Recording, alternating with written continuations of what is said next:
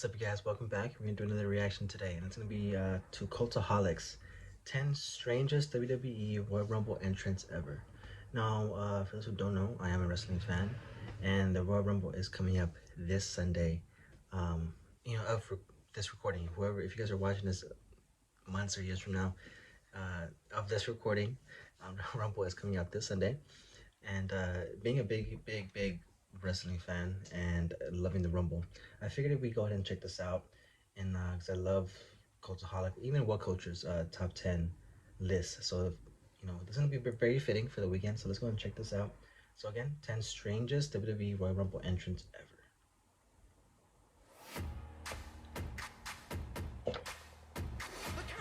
Say that Christmas Day is December 25th, but for super cool people like you and I, it's actually whatever date the Royal Rumble lands on. So like January 20-something?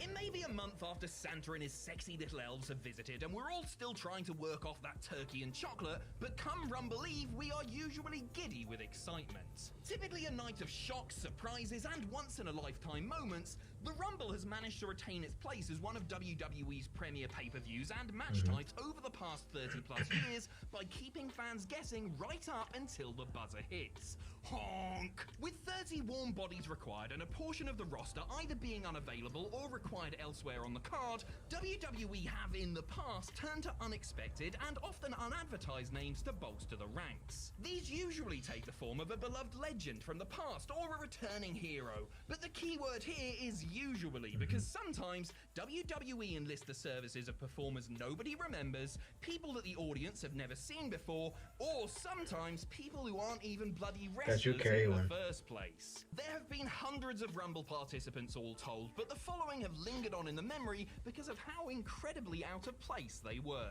I'm Adam Pacitti from Cultaholic Wrestling, and these are the 10 strangest Royal Rumble entrants ever. Join us. Number 10, Doug Gilbert.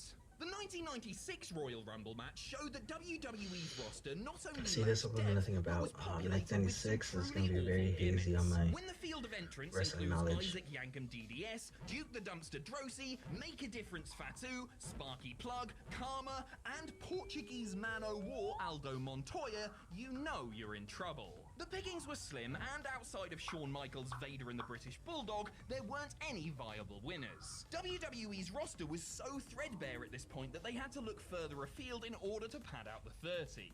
This included a random cameo from Doug Gilbert, brother of the late great hot stuff Eddie Gilbert, who won a battle royal in WWE Feeder League Memphis's USWA territory to gain entry. It's fair to say that nobody knew who the bloke entering at number 19 was. He entered to some generic bluegrass music and looked completely ordinary for the time he was in the match, which was just shy of 3 minutes before he was eliminated by Vader. And Christ almighty, don't even get me started on whatever that haircut was. A completely pointless and rather bizarre entrance, this was Doug Gilbert's sole WWE appearance. Number 9, Ernest Miller. I'll forgive you for either forgetting or simply not knowing about Ernest the Cat Miller's unexceptional spell in WWE.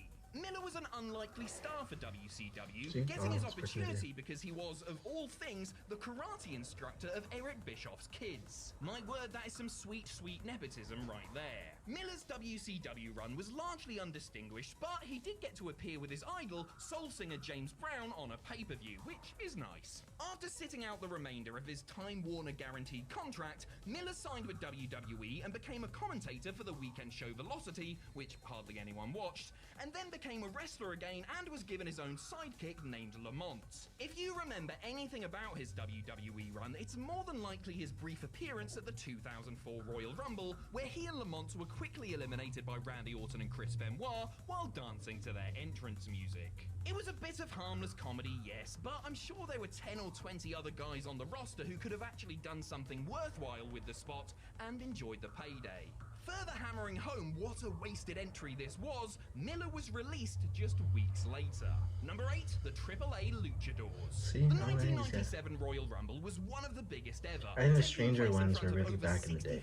People at the Alamo Dome in San Antonio, back in the day, WWE wasn't as big. It wasn't like a big company the redemption of as far as like Shawn Michaels, shares and Psycho Sid in the WWE so back when they were WWF, I think it was easier for them to do stuff like this, where you just get nobodies in and AA and drafted in a care gaggle of luchadors to work some what it prelim would look matches, like or do as for well as the ratings or Rumble get itself, people no buzzing. doubt in an effort to appeal to the large Hispanic contingent in the audience. Selected for Rumble duty were Latin Lover, Cybernetico, Pierre Roth, and genuine legend Mil Mascaras. A cultural icon south of the border, Mascaras was also legendary for his backstage politicking, and so it came as little surprise when he chose to eliminate himself with a top rope dive to the outside of the ring rather than be eliminated by anyone else. Truth is, fans didn't really care about the AAA involvement, as none of them, besides Mascaras, were established names and hadn't been featured on WWE TV before. They were there to make up the numbers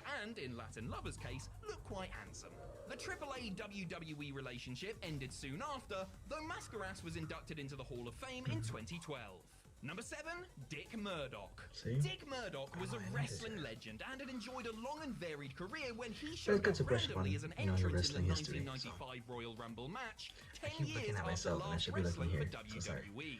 Captain Redneck was a star in Japan and the Southern Territories, famed for his Texas Outlaws tag team with Dusty Rhodes, as well as his partnership with the Junkyard Dog and feud with the Fabulous Freebirds. A hard-nosed brawler whose wrestling was as pretty as his face, Murdoch captured WWE Tag Title Gold when teaming with Adrian Adonis as the North-South Connection in the mid-80s. Dirty Dick showing up for the first time in a decade sure was odd, and he looked like something Dirty from Dick. a bygone era as he trudged around throwing bombs and doing the old airplane Oh, that's spin on not what it is. Henry O'Godwin.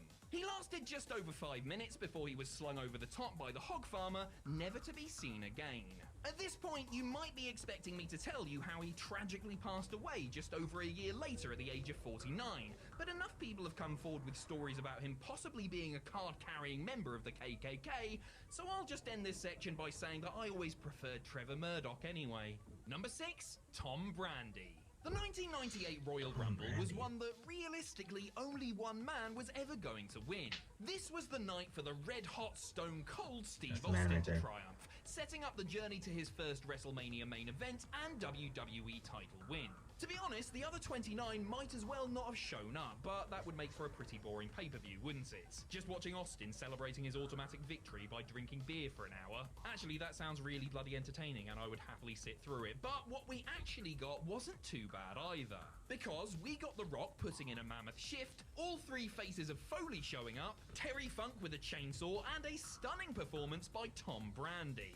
Alright, that last bit was a lie. Tom Brandi was in the match, entering at number 3, but he was also out of it within 12 seconds. Which leads me to my next question. Who the hell was Tom Brandi? Oh right, it was Salvatore Sincere. Which leads me to my next question. Who the hell was Salvatore Sincere? I don't really know who either of these people are or what they were doing in the Rumble, but I've upset myself now, so I think it's time that we swiftly move on. Number 5, Jonathan Coachman. Okay, see, I know the we're coach. moving on to The coach is Jonathan awesome. Coachman, I are love we? Coach. The coach, brilliant. As the coach turned from bland babyface announcer to punchable sidekick of Eric Bischoff, he began getting more and more involved in the in-ring action, including having matches with fellow commentators Jerry Lawler and Jim Ross. All classics, I can assure you. He tried his luck in the 2005 Royal Rumble, entering at number 21, though he didn't do much of note, mainly sticking to hitting other entrants before running away. A winning strategy, I'm sure you'll agree. He actually managed to last a respectable 14 minutes, give or take, before being dumped out by Ric Flair. He was back the following year, beating the King in a qualifying match to gain entry and coming in at lucky number 7. Unluckily for him though, he was met by the Big Show and chunked within 30 seconds. The whole coach as a wrestler experiment was certainly odd, and it's strange watching him in these Rumbles looking back. Number 4, Genichiro It was not Tenryu odd. The and coach is great. Takao His Amori. character was awesome. Shinsuke Nakamura Him and The Rock Asuka winning the 2 alone, Royal their Rumble chemistry matches was in just 2018 was a awesome. nice surprise, wasn't it? Prior to their dual victory, a Japanese superstar outlasting the rest was but a pipe dream. Your Tajiris, Takamishin-Okus, and Tenryus didn't stand a chance. And now you're probably thinking, who's Tenryu, aren't you Philistines? Genichiro Tenryu is a legend in Japan, but relatively unknown elsewhere. Longtime WWE fans will remember him for his appearances at WrestleMania 7 and in the 1993 and 94 Royal Rumbles, which came about due to a working relationship between Vince's company and Tenryu's Super World of Sports outfit. He entered at number 9 in 93 and lasted 13 minutes before getting eliminated by The Undertaker. In 94, he managed to make it to the final 5, coming in at number 24 and hanging around for 17 minutes before co-winners Bret Hart and Lex Luger hoyed him over the top. Tenryu, along with the Great Kabuki, were entered into the match by Mr. Fuji in a bid to hinder Luger and prevent him from winning and facing Yokozuna at WrestleMania. They also helped Yoko beat Taker in his WWE title match earlier in the show, as well as attacking Mr. USA backstage. Takao Omori was another arbitrary entry from the Far East, showing up in 1996 at number 11 and doing much of nothing for a few minutes before being sayonara'd by Jake Roberts and Triple H. Number 3, Carlos Colon. A wrestling deity in his native Puerto Rico, Carlos Colon was essentially an unknown in the United States and especially to WWE audiences. On the island of Enchantment, Colon participated in countless bloody and brutal brawls, earning one of those foreheads that looks like it lost a fight with Freddy Krueger's glove. Jesus. Carlito and Primo's dad had actually worked for Vince McMahon Sr. and the Worldwide Wrestling Federation in the late 1960s before he forged his reputation as a bleeder. His one-night-only return came as a participant in the 1993 Royal Rumble match. He entered at number 24 and lasted a respectable 7.5 minutes, during which time he managed to 86 Damien Demento. He was eventually eliminated by winner Yokozuna, but the most amazing thing about Colon's appearance was Gorilla Monsoon saying there was a lot of fire in this youngster as the 44-year-old made his entrance. Monsoon, a former business associate of Colon, had his tongue planted firmly in his cheek, of course, but it must have sounded ridiculous to the millions of fans watching the match unaware. Colon's appearance in the Rumble, devoid of context, was a head-scratcher, but he was a genuine legend and rightfully took his place in the WWE Hall of Fame class of 2014.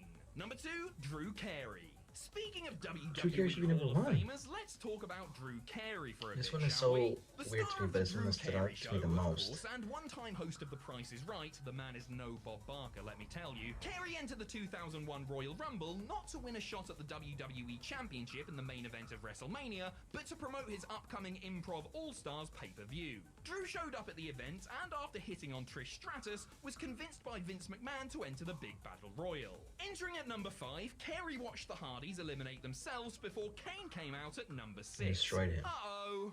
Earlier in the night, Carey had referred to the Big Red Machine as that goofy guy in a mask, setting up this epic in-ring confrontation.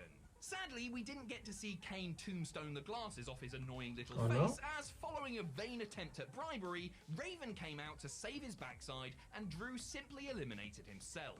It's at this point I would like to stress, once again, that Drew Carey is an official member of the WWE Hall of Fame, while Elizabeth, Vader, and the Steiners are not.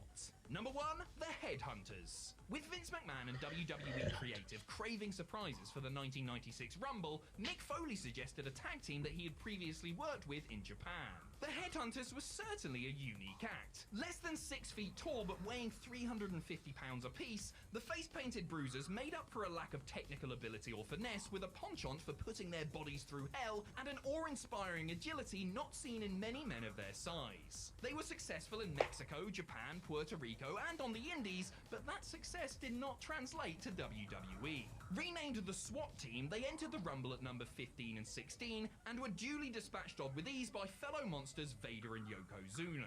The duo lasted a combined 90 seconds, and impressive as they were to look at, they didn't get to show a single thing that made them such an in-demand team around the world. In what was possibly the weirdest Rumble ever as far as the lineup goes, they stick out as the oddest of odd entrants. Flash forward a year and a half and they got another bite at the WWE cherry, appearing as the Arabian Butchers and getting involved with the Headbangers and Owen Hart and Davey Boy Smith on Raw, before disappearing once again.